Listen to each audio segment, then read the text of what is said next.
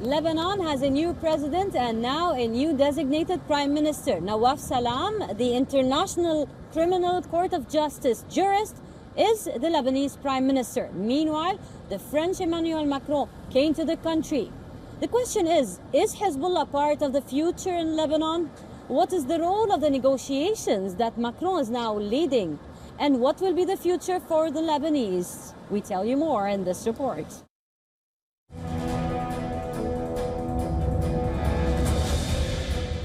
The Lebanese are feeling optimistic after a majority of MPs voted Nawaf Salam to the Prime Minister's office. We did not think that he would become Prime Minister, and he did. So I don't think that right now there's anything impossible. There is a possible agreement between a large group of members of the parliament that there will be a change, because no one is able to stand this anymore, not even the MPs. God willing, we will see a change. I think that yes, he can form a government that is at least capable of doing 20% of what the President of the Republic said he would do. God willing, it will be good. After consultations with elected President Joseph Aoun, 2/3 of the 128-member parliament nominated the 71-year-old jurist.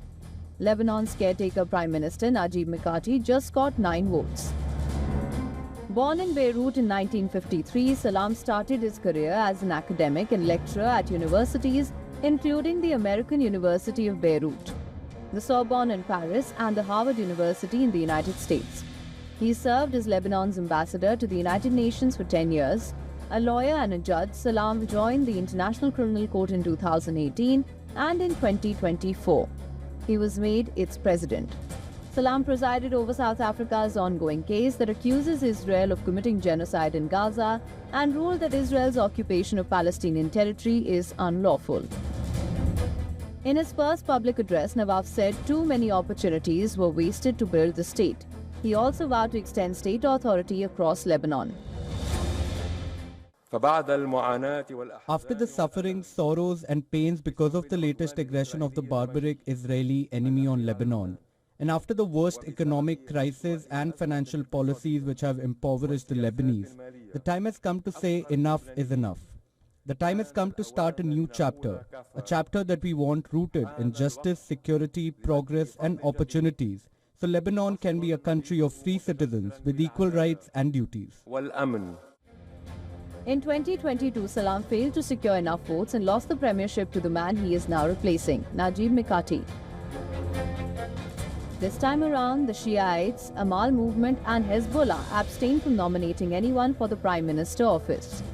In 2023, the duo reportedly agreed to a so-called French initiative that suggested the election of Hezbollah and Amal's candidate Suleiman Frangi as president in exchange for Salam to be named Prime Minister. On Monday, the head of Hezbollah's parliament bloc, MP Mohammad Raad, said that the party had been deceived with the aim of creating division and exclusion in the country.